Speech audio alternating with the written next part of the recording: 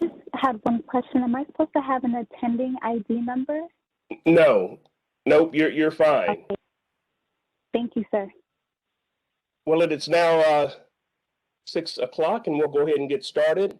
Good evening. I'd like to welcome everyone to the Understanding COVID-19 Vaccine, What the Evidence Tells Us webinar on November 3rd, 2021. My name is Donald Moore, and I'm with the Virginia Department of Health. I'll briefly cover a few administrative announcements before we begin. The discussion format for this webinar is 45 minutes of moderator-asked questions of panelists and 15 minutes of Q&A from attendees, asked in chat, as all attendees are muted. Attendees who join by telephone who have questions should email their questions to eprtraining@vdh.virginia.gov. Your feedback is requested. Please complete the SurveyMonkey survey provided in chat. It will be emailed to all attendees as well. Also, this webinar has been approved for CME and CE credit. Those seeking credit will need to complete the same SurveyMonkey evaluation, which will ask if you are seeking CME or CE. Please have your request for CME or CE completed by close of business November 10th. This webinar is being recorded. As required, because this is a CME approved event, there were no conflicts of interest to disclose from neither the planning committee members nor the panelists and moderator. Additionally, there is no commercials or in-kind support to report for this activity.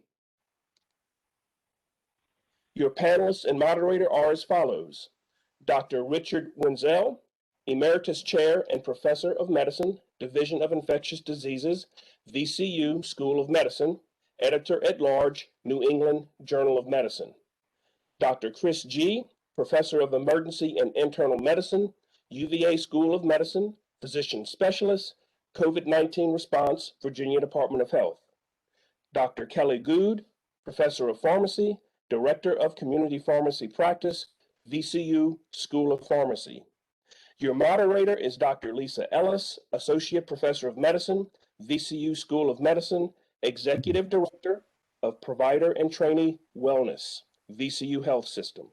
I'll now turn it over to Dr. Ellis. And we're so glad you could join us this evening. So to set the stage for tonight, we'll get right down to the questions and the experts who are going to provide us some responses. And these are questions that were sent in by you and provided, and they'll provide you with the pertinent cutting-edge information that you need to hopefully help you in your practice every day. I think we're going to start with Dr. G, who's going to give us a few slides and really set the stage for what the numbers are in Virginia right now as far as vaccines and COVID cases, and it's got some great slides that will help us really understand where we are right now.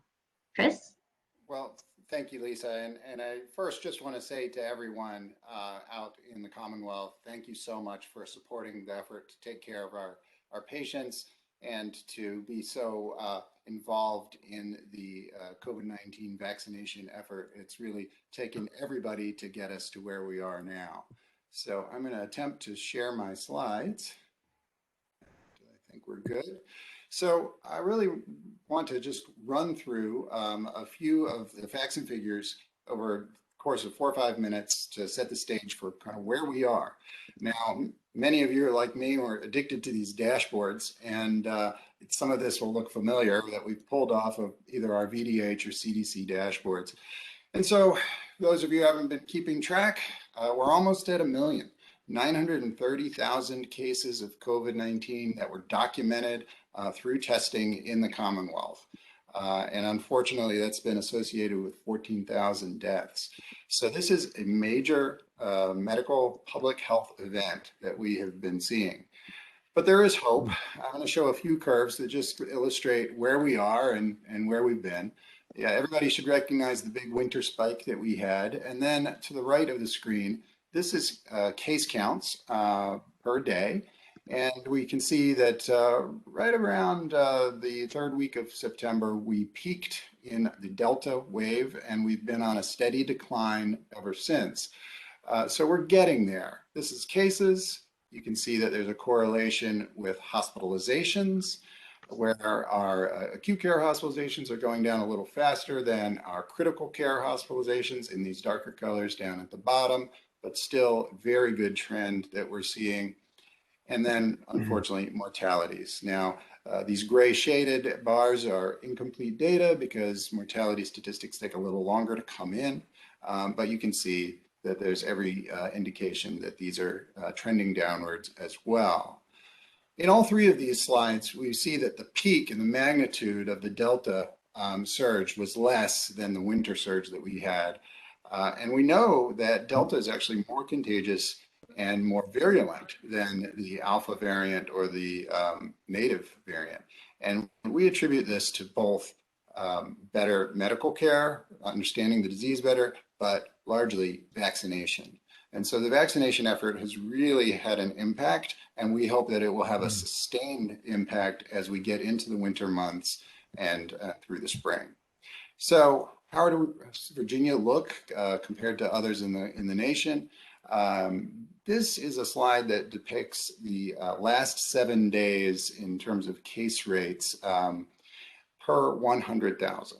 So we're still at 123 cases per 100,000, and per the CDC's guidance, anything over 100 cases per 100,000 in a 7-day period is considered a high rate of spread, and they recommend masking.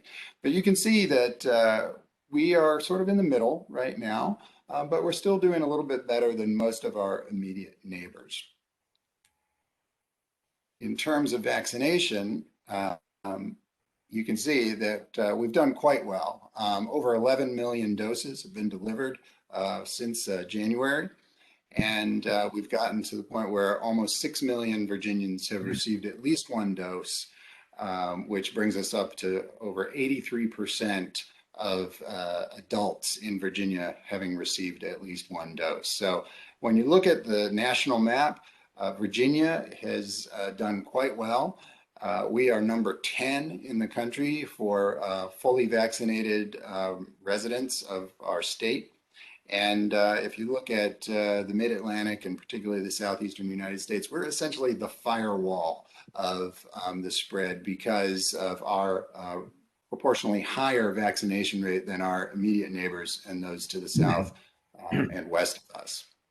So this illustrates that we are sort of in that great space right now where we are number 10 in the country in terms of vaccination. Here's just a little bit of data that shows the flow, and you can see that our vaccination rates by number of doses being delivered is actually increasing, and that's because of third doses, boosters, and increasing vaccination rates of children. And then last but not least, you can just sort of see that in our older population, we've done quite well. 91% of people age 65 and older have at least one dose, and 84% have 2 doses. So we're currently working on getting all of these folks boosters, and we're focusing on some of the younger populations now as we go forward. So I think one last slide just to talk about breakthrough infections, which is a very interesting topic, but you can see that between these three curves, there is a substantial difference in Virginia in the case rates per 100,000 people for unvaccinated, partially vaccinated, and unvaccinated individuals. So we believe vaccination is key to getting out of this, and we appreciate everybody's help and support in getting there. So I'm going to unshare and hand it back to you, Lisa. Thank you so much. Great information for us. Dr. Wenzel, let's move to variants right now for a minute. We have a lot of misinformation about there, and maybe we can try and clarify a little bit.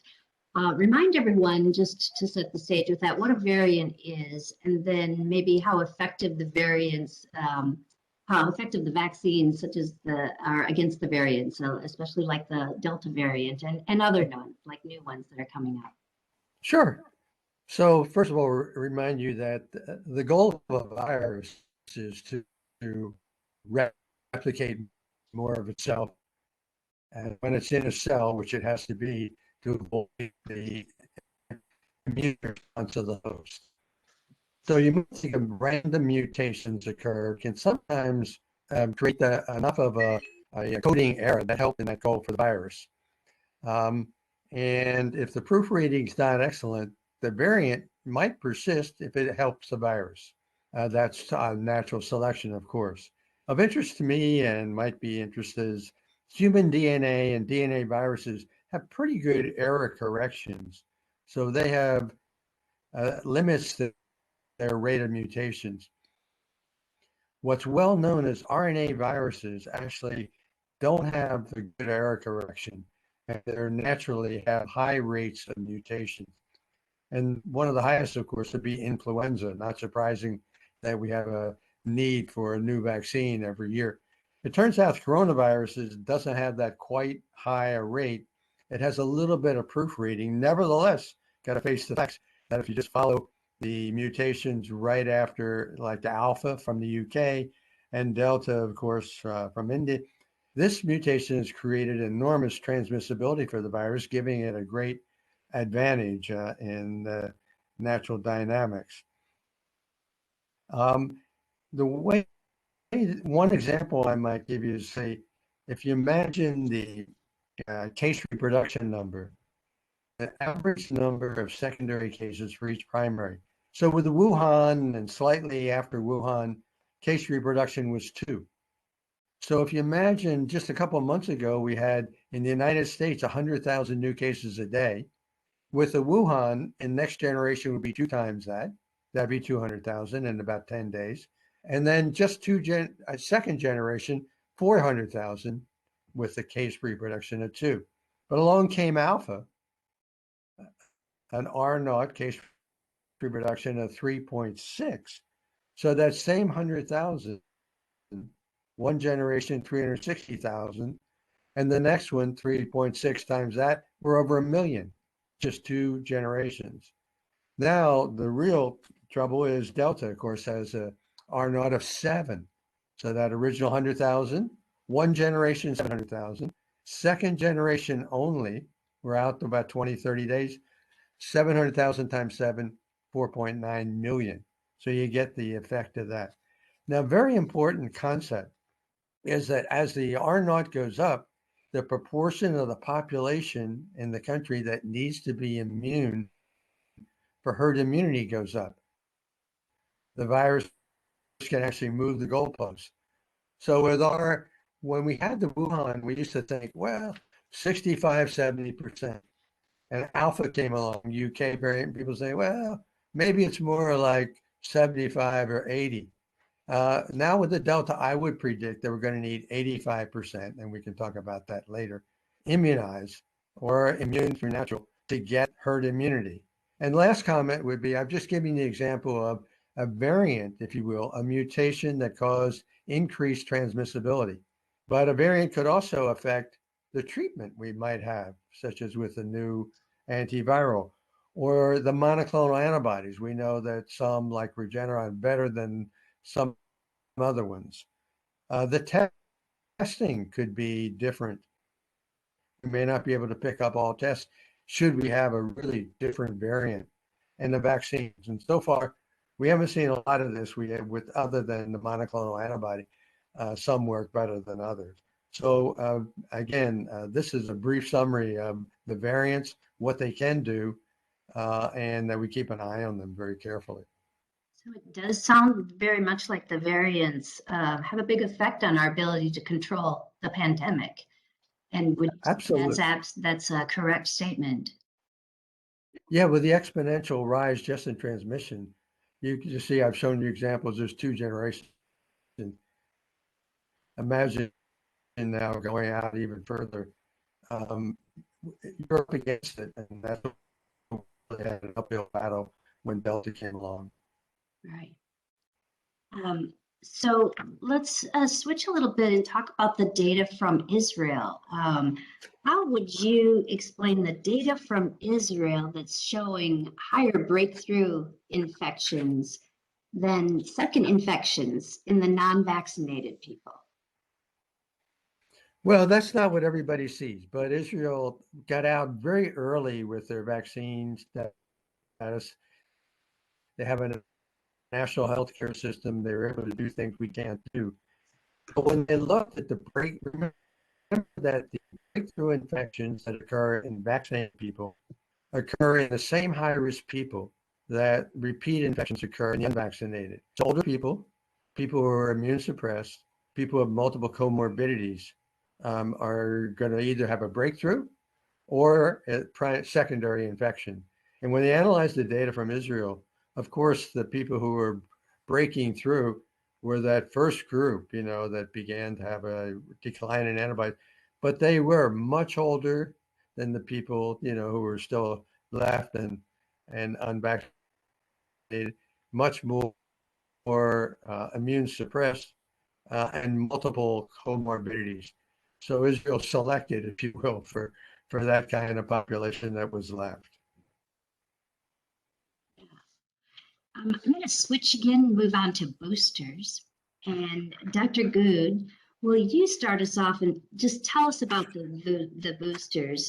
Is this a vaccine that's a modified version of the other vaccines? And if so, why all the FDA approval that has to be done again if this is just a modified version of that? And explain some of that to us.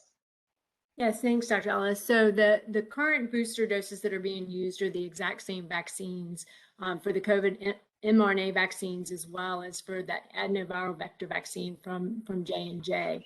The difference is the Mrna boosters are half the dose, or 0.25, rather than the 0.5 dose that was being used for the primary series or the third doses of the vaccine. The reason we see sort of a difference of having to have an FDA approval is the original FDA authorization under the emergency use authorization was only granted for that primary series. And in order to really use those vaccines differently, from the initial EUA approval, the clinical data, efficacy and safety for booster doses, either using the same booster doses or even the mix and match of the different vaccines, had to be evaluated and the EUA amended. So we can't just go in and use vaccines that have an authorization for one type of use and then just use it in a different way without really looking at that efficacy and safety data. And then also just remember that the Pfizer BioNTech vaccine has FDA approval for COVID-19. It's a COVID-19 vaccine for individuals 16 and over, and it's Comirnaty is the brand name for that vaccine. Great. So, Dr. G, tell us about the tiered approach that's out there right now with the boosters, and maybe what we can expect going forward and how that's going to change for who's next, and a little bit more about the boosters. Well, I'm hoping we're entering a fairly stable period in terms of booster recommendations after the last week or two of updates. So as everyone knows on the call, there are 3 approved vaccines in the United States. And now the J&J vaccine has been made pretty straightforward. The recommendation is currently that anyone who's received a single dose of J&J should receive a second dose at this point. So you could call that a booster, but going forward, we'll see if the initial vaccination series for J&J becomes a 2-shot series. But J&J, everybody should get a booster. So really no tiering there.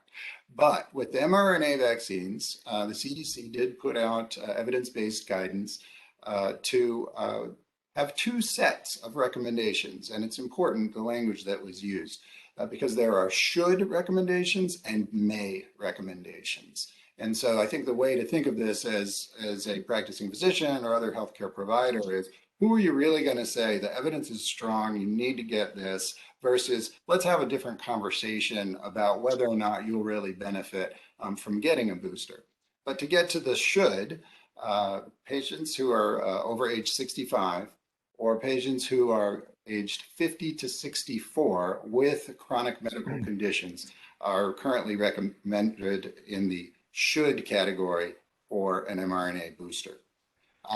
Now, slightly different, the younger group of patients, currently ages 18 to 49, and people who have either high-risk medical conditions or occupational exposures may consider getting boosters. So when you think about the initial phases of the vaccine effort, we had the phase 1A people who were high risk and healthcare providers and people in congregate settings. And so another way to think of this is these are the people who really should get boosters. Sure. I think we'll ever use titers like we do with other folks that are coming in to decide when we're going to vaccinate people for their jobs or whatever. Do you think that we will be using titers at some point? Yeah, this is a very active area of discussion, as you can imagine. And the current official stance from CDC, which VDH aligns with, is that we're still waiting for a little bit more of the evidence. And so what are the issues? So there are issues around standardization of the antibody titers. So which titers, which ones are valid, which ones are really for the SARS-CoV-2 virus versus some other coronavirus. And so there needs to be some standardization on the test itself. And then we need to understand through following evidence, what is a reasonable level of titer that is correlated with adequate immunity. And that's where it gets very, very tricky. There's a lot of discussion about cellular-based immunity instead of antibody-based immunity. And so it's just going to take a little bit more time. But to answer your question, I hope we do end up in an area where, much like measles, mumps, rubella, in your employee health screening, you can demonstrate that you've got titers and not necessarily need additional boosters year after year after year. That being said, we're seeing that the titers decline fairly rapidly. And so this would be something that, unlike your employment physical, where one time you can get a measles or rubella titer, if you're in that model of operation, you probably need to do titer very frequently. Sure.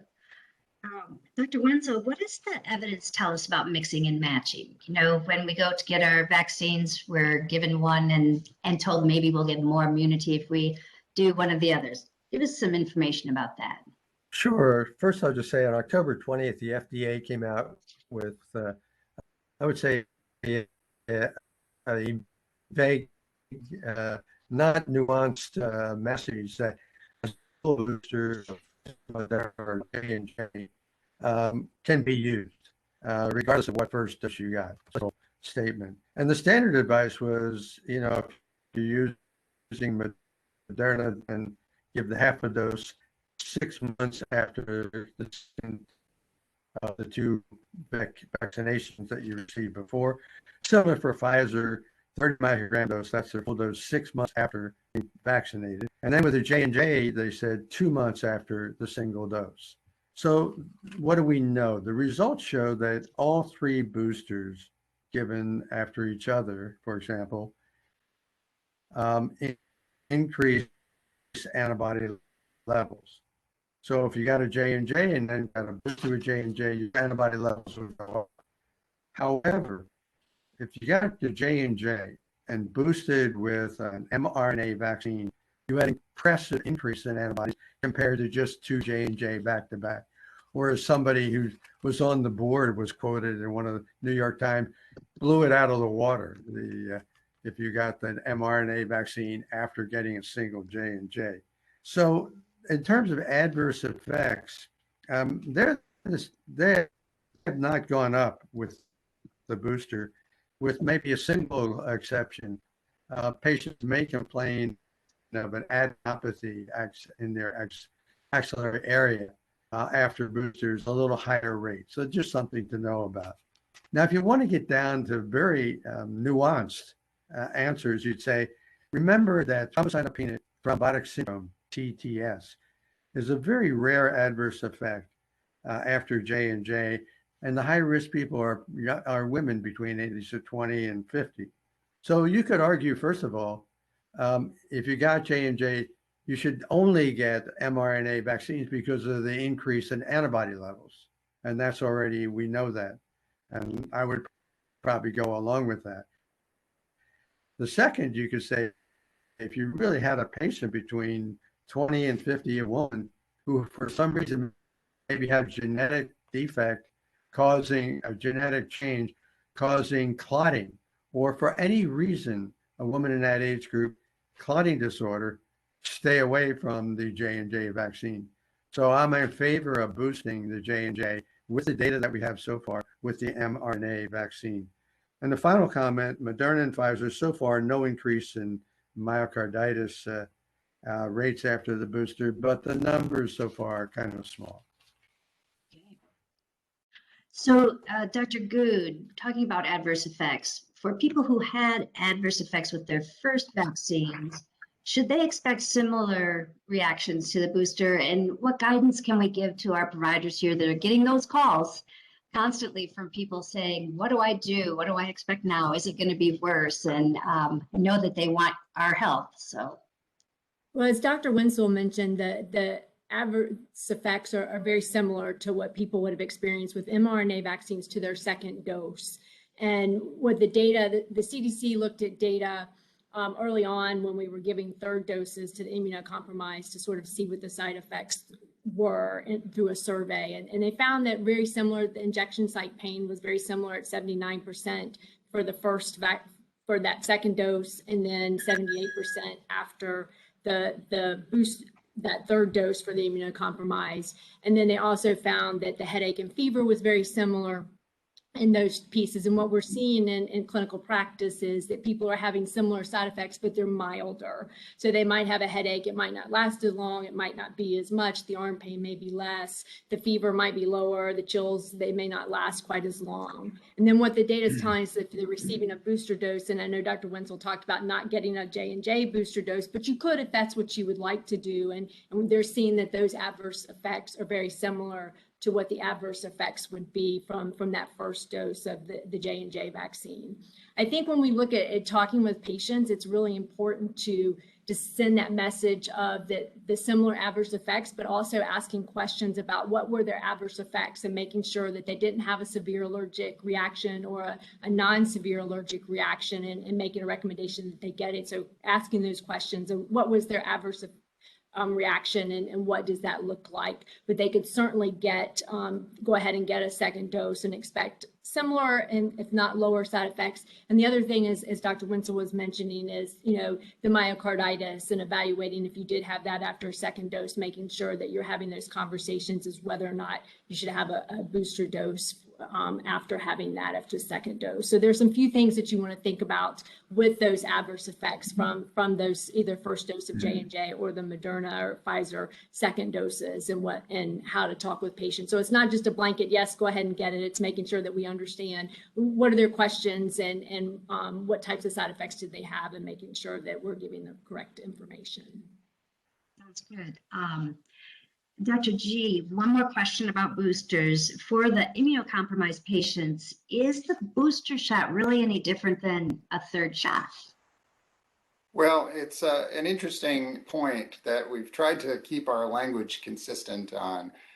The reason that we talk about third shots in immunocompromised patients versus boosters is because after the data analysis looking at immunocompromised patients, it was determined that the initial vaccination series, the initial immunization series, really should be 3 shots for the mRNA vaccines. So basically what they looked at there was both for Pfizer and Mrna, the same vaccine, same dose for 3 shots. Now, Mrna has now made it a little bit confusing because when they submitted data for boosters, they, of course, used a half dose for the booster. So there is a slight difference there depending on the indication. But at this point, that is the difference. Now, the only other thing that I'll mention is I'm specifying that this booster conversation is only applicable to adults currently. The pediatric Pfizer has a different formulation, and we're not recommending boosters at this time. One thing at a time, I guess, right? And what we have today may change tomorrow or the next day, as we've noticed throughout this pandemic as well. Well, I think that we know there's a lot of mythical information out there, and switching a little bit to talking about the Mythbusters. How do we really give people what's true, what's not, and the evidence that might go along with that, so they're kind of armed with some information to help their patients and their colleagues? So we're going to go through some of these and have each of you just give us your take on these myths that we have. So Dr. Wenzel, do breakthrough infections mean that the vaccines are ineffective? Not at all. Breakthrough infections are going to occur. We have no vaccine that's 100%, and we are dealing with marvelous vaccines, in my opinion. And remember that with Delta, one of the things that happens is this virus gets into the body and transmits widely within the body in a very short period of time, reaching peak levels in about 1.5 days, which is in contrast to the earlier variants where the peak level in the body of virus might be 6 days or so. So, what happens with the body is looking this immune response, basically saying, look, I don't have the kind of time I used to have to try to mount the immune response. And that's a real problem. So it doesn't at all mean we have inferior vaccines at all, but the ability to react, our immune system has really been stressed by this rapid response of the virus and disseminating in the body. So what do we say when people say this, as this is going through our systems, that the mRNA vaccines are abnormally affecting my DNA? What do you say about that when we know that there are changes that are happening? Yeah, I mean, if you just we try to educate people and say, look, the human DNA is in the nucleus, it stays there, and it gives instructions in the cytoplasm for the messenger RNA to manufacture the proteins we need to sort of survive and do well.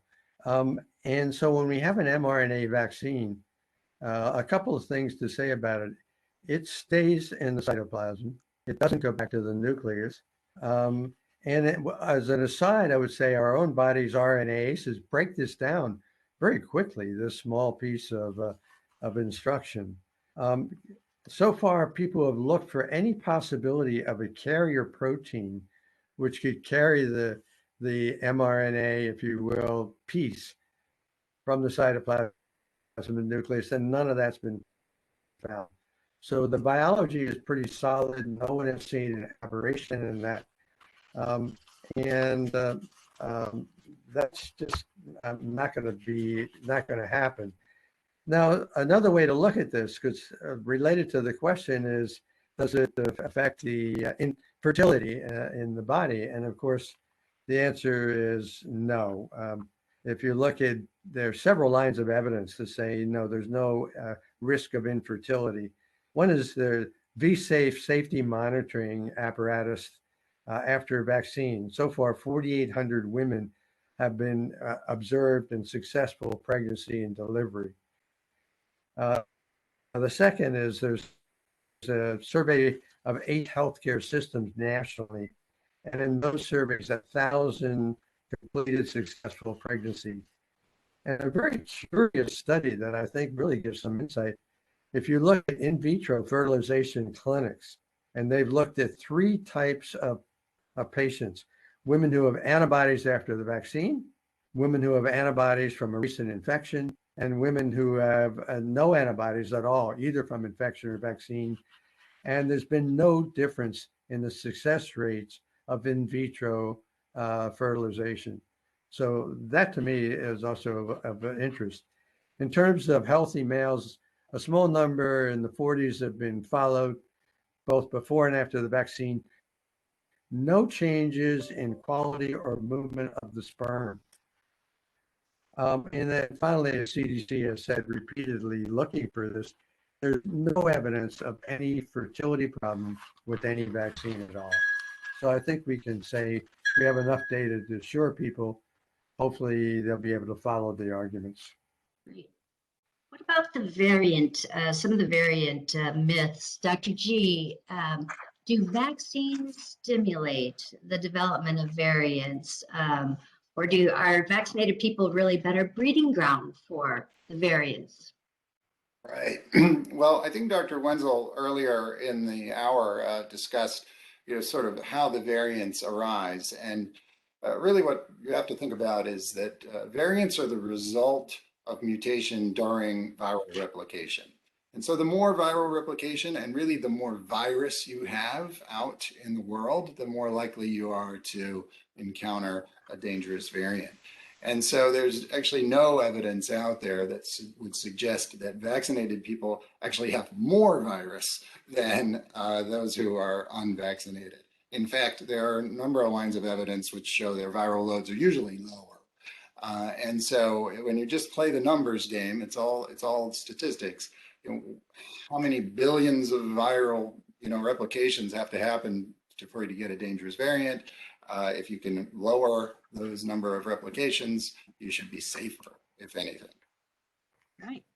Dr. Good, what does the research tell us about ivermectin, and what can we tell patients who are coming and asking for this? Yeah, so ivermectin is an FDA-approved anti-parasitic drug that's used to treat several neglected tropical diseases. And it has been shown to inhibit the replication of SARS-CoV-2 in cell cultures. However, when you look at the pharmacokinetic and pharmacodynamic studies, it suggests that achieving plasma concentrations necessary for antiviral efficacy that would be detected in vitro would require doses up to 100 times higher than what's already approved for humans. And when we look at the clinical studies, a lot of them have incomplete information and significant limitations. And so that really makes it difficult to exclude common causes of bias. And some of these limitations, I'll just hit a couple of them, are the sample size was really small. The doses and schedules of the ivermectin was different in many of the studies. Most of them were open label, so they knew what treatments people were getting, and many of them used concomitant medication, so it was hard to tease out sort of what the effect was. And so when we look at the severity of COVID in those trials too, it wasn't really well described. So how did they really look at the COVID that the people had? And so when we think about this drug and using it, there's really no evidence currently to recommend for using this in either prevention or treatment of COVID-19. And both the FDA and the CDC warn against this use for prevention and treatment of COVID-19 at this time. Great, thank you. Dr. Wenzel, what are the best ways that we should try to counter some of these false information that comes about for vaccines? A tough question and a very important one. First thing I would say in general with pandemics, science alone cannot control a pandemic.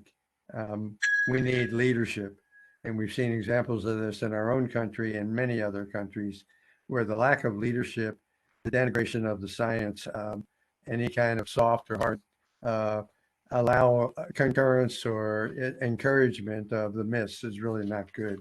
So the first thing I would say is knowing that we need leadership, we need to keep politics out of this. We've seen the dangers of the polarization, and once you're polarized, it's really hard to use facts, figures, data. People don't respond to that. They need something more visceral. So keep the politics out. Whenever there's communication, I've argued this again with CDC, you need three things. Every time you talk, one, state what we know. Two, state what we don't know. And three, state what assumptions we have that are guiding our current policies. If they would do that every time, we would have, I think, build more trust.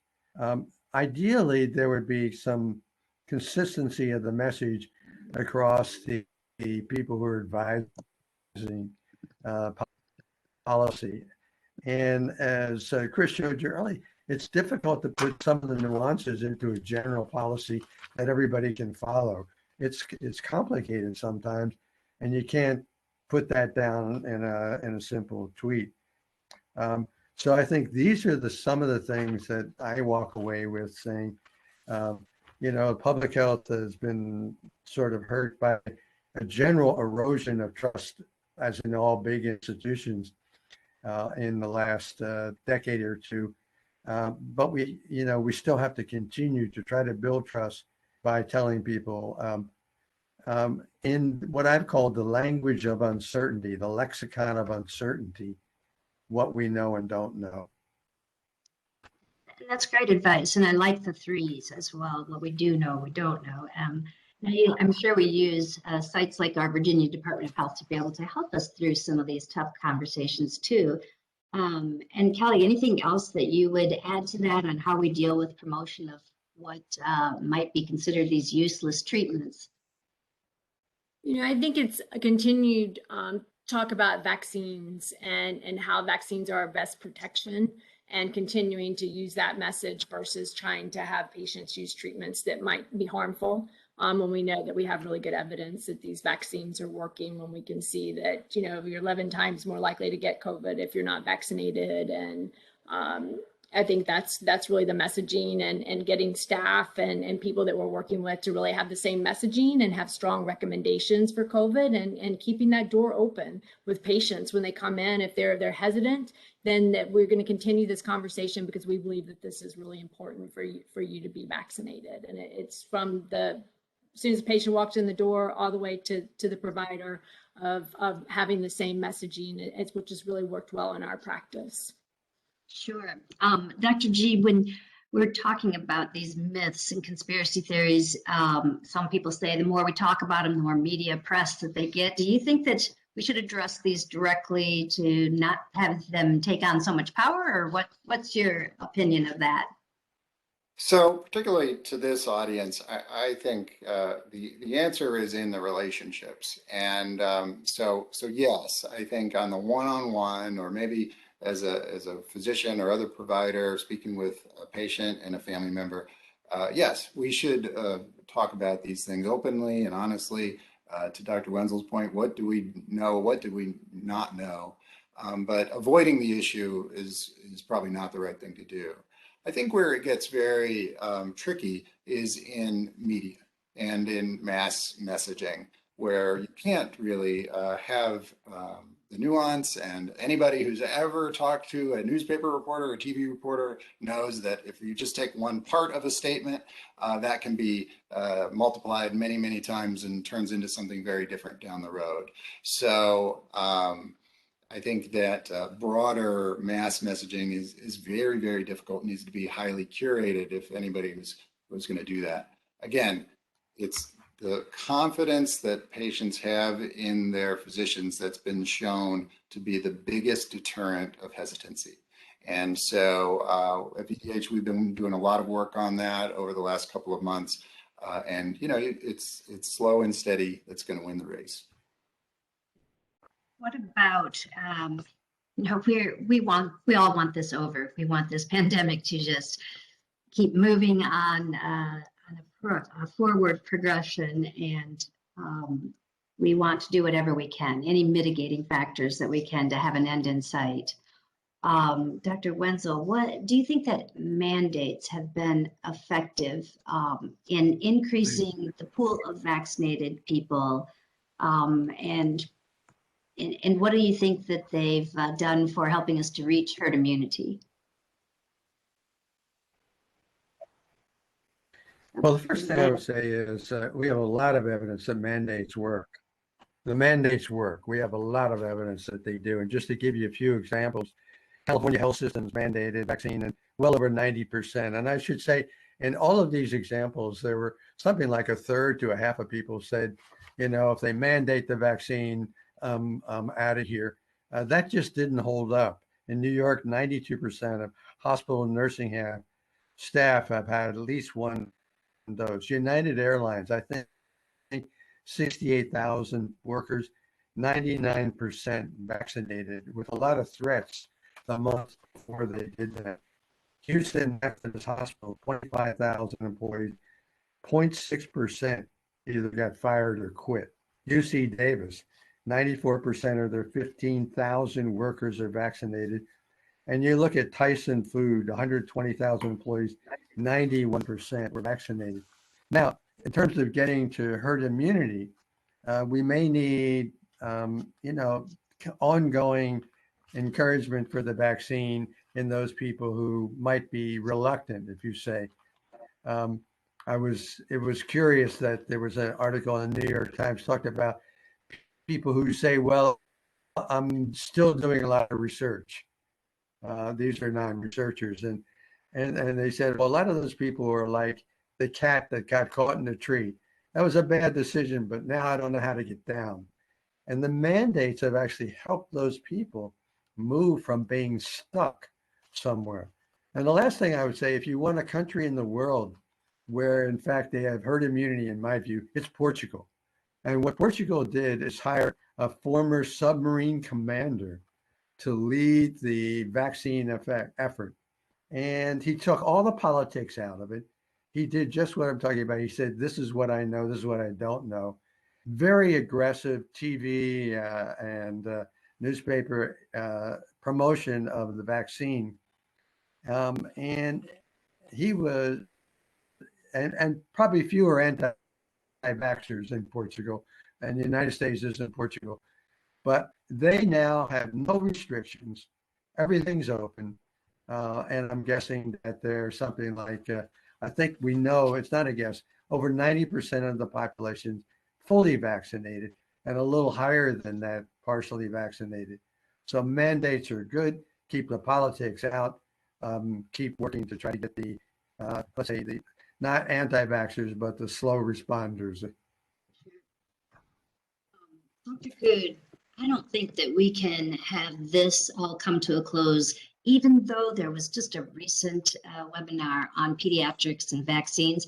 With the news that's been coming forth in the last few days, wondering if you can kind of recap for us, what do you think the highlights are that have happened in the last few days, and what we're going to see in the next coming weeks here with vaccines for pediatrics? Yeah, so the FDA did approve the Pfizer BioNTech for children 5 to 11, and then just yesterday, 2 days ago, yesterday, the CDC ACIP approved for 5 to 11, and my understanding is shipments are going out. Some of the pharmacies received shipments today for that.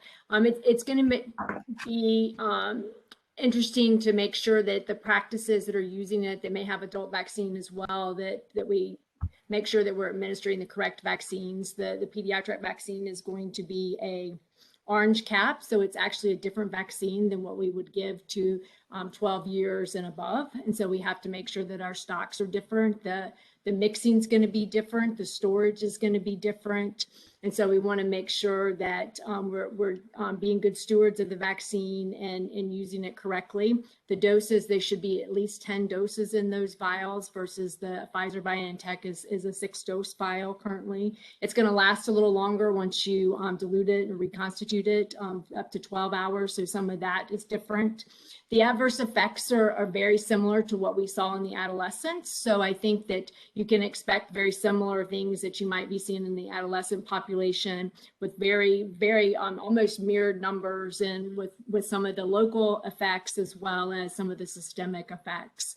So I think it's, again, continuing to have those conversations. I think the Kaiser Family Foundation said that only about 1/3 of parents are ready to go out of the gate and say, yes, I'm going to vaccinate. And so we still then have, the next ways, as Dr. Winslow said, the slow responders who are going to be there, but it's continuing to have those conversations that this is a safe vaccine that's identical to the adult vaccine, but in a smaller dose, and that we need to use that sort of messaging for patients and parents. So, Chris or Dr. G, talking about mandates, and also bringing in a question that we have from our audience with this is, do we think we'll get a mandate for all healthcare workers in Virginia? And what are your thoughts on that? And how we're seeing that, in your own opinion, about mandates too? So this has been framed in a lot of different ways by many people, of course. The discussion over personal freedom versus obligations, in this case, at the workplace. Are we going to have a vaccine mandate for healthcare workers in Virginia? I can't predict the future. That is a largely political question. However, I will say a couple of things. Most of the major health systems in Virginia have already done vaccine mandates and are executing on those plans. And to Dr. Wenzel's point, the number of folks who have faced disciplinary action or lost their jobs is actually very, very small in terms of percentages. Now, not every system has done this, and that's really the larger hospital and health systems that have taken that position. The Commonwealth of Virginia employees have been mandated, so people who are in healthcare through state agencies are mandated currently. So there's a lot out there. So I think what's really going to be the development to watch is the so-called Biden mandate for OSHA having requirements for employers with greater than 100 employees. That is, as we know, being, I would say, negotiated and developed, and it'll probably be litigated. And so I don't know that we'll see anything through before that is resolved. And then, of course, we just had an election in Virginia. And so I think there will be some influence, of course, of the new leadership. Yeah, I think so too. We do have a couple of other questions here. I thought I'd go to some of those questions and see if we can answer them. I know one of these questions I think has been answered a number of different ways here, but just to see what your thoughts are on this. Dr. Good, was there any point or evidence that hydroxychloroquine as an older antiviral was a good treatment for SARS-CoV-2? So I think that there is some evidence conflicting, but it's currently in clinical trials. And so there are a lot of, University of Penn medicines looking at hydroxychloroquine. I think one of the things we have to think about with it is that your use of it long-term is the drug is not innocuous. And so there are some significant side effects and complications from using the drug long-term. And so I think we have to make sure that we're evaluating that as well. But I think right now there's not a recommendation to use it until we have really more evidence on what whether it's going to be beneficial or not. And anybody that would like to put a question into the chat, please do so while we've got these great folks here who can answer some questions for us. In the meantime, I'll see Chris or Dr. Wenzel, Dr. G, Dr. Wenzel, anything else that you'd want to add about this pediatric situation that's happening right now as it's kind of on the forefront of people's minds right now? Yeah, first, I would just tell you a little bit about pediatrics and COVID, just so we put that in perspective versus the vaccine. So far in the country, we have about 8,500 children hospitalized. We've had 657 deaths. Today, probably a quarter to a third of the hospital are filled with children. And about 20% to 30% of those wind up in an ICU. And in terms of the multi-system inflammatory syndrome, 5,200, 5,200 in the United States. So that's the backdrop. The other thing I would say is any children, either because of the problems that they have staying away from school, wearing masks, all the trauma they've had, as well as what COVID does, long COVID is a real issue in children, not just in adults.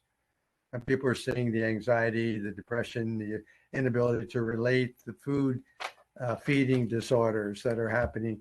So there are many reasons to avoid COVID and not, and make sure the kids get vaccinated. In terms of the mRNA vaccines, just to look at the numbers, obviously the myocarditis is something that's come up. It's really uncommon. It's 11 per 100,000. That's 9 times higher than the controls, but still very low compared to what COVID does to the heart. Remember, what COVID does is not only attack the muscle, but also the blood vessels. And that's why we see some of these side effects. If you said for every million 11 to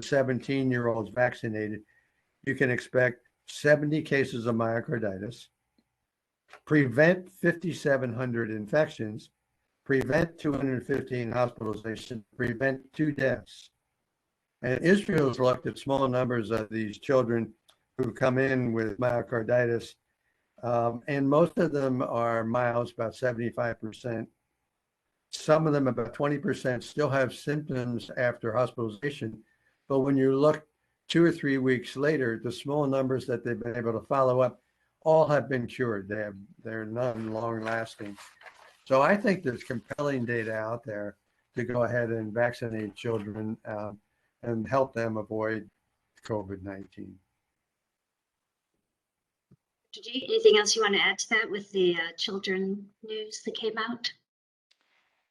No, but I see there are a number of questions that have come in the chat. And if I could just use a moment, you know, there were some questions about therapeutics, hydroxychloroquine, and so forth. At VDH, we've been working a program around monoclonal antibodies for several months. And so I'll just say to everyone out there that the indications and administration of monoclonal antibodies has changed and become easier over the last several months. In fact, these agents can now be administered subcutaneously in many cases, so you don't even need an IV. And so we're still strongly recommending that if you have high-risk patients, particularly elderly patients, in the first 7 days of their diagnosis of COVID and not yet needing hospitalization, that monoclonal antibodies have been shown to reduce the need for hospitalization 7-fold, and they're associated with some small mortality benefits as well. And so, you know, if you've got an 85-year-old who has COVID, I would strongly recommend you refer them for monoclonal antibodies. Dr. Good, there is a question in here that's directed to you on, can you comment on pharmacists that are refusing to fill ivermectin? So there's really no evidence for using it, and so pharmacists it wouldn't really be an off-label use, and we don't see, you know, the doses needed to really treat for ivermectin would be too high, and so pharmacists should be refusing to fill it unless they have compelling evidence to use it for patients. Yeah, thank you. But we're seeing it written a lot. I mean, I think some pharmacists are getting lots of prescriptions for it, and sometimes it's not for just patients, but it's for family members of prescribers who want to use it. Sure. Going back to another question here, Pan, what's the predictions for what to expect this winter? Especially if we just continue at the 75% vaccination rate instead of 85% that we need. So there are a couple of different models out there. You know, the most optimistic has us coming down to a level in the winter that's a little higher than what we had in July. The two concerning models that I've seen are, one is the University of Washington group model that actually is predicting another wave, not nearly as high as the Delta, but maybe as much as half the magnitude of that. The predictions that others, including the UVA Biocomplexity Institute, have put out really talk about more of a plateau.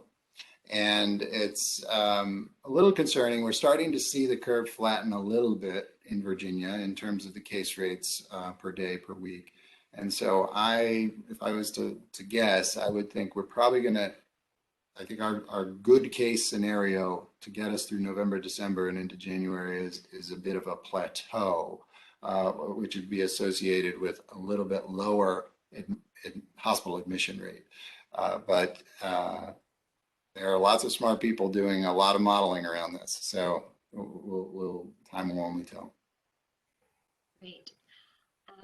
You know, I think that we are coming around to the top of the hour, and I don't know, Donald, if you've got some recommendations for people to get their evaluations and what they find on the web, but I really want to thank our panelists tonight for all of your great responses. I think that they're going to be helpful for everyone, and also to all of you that participated tonight.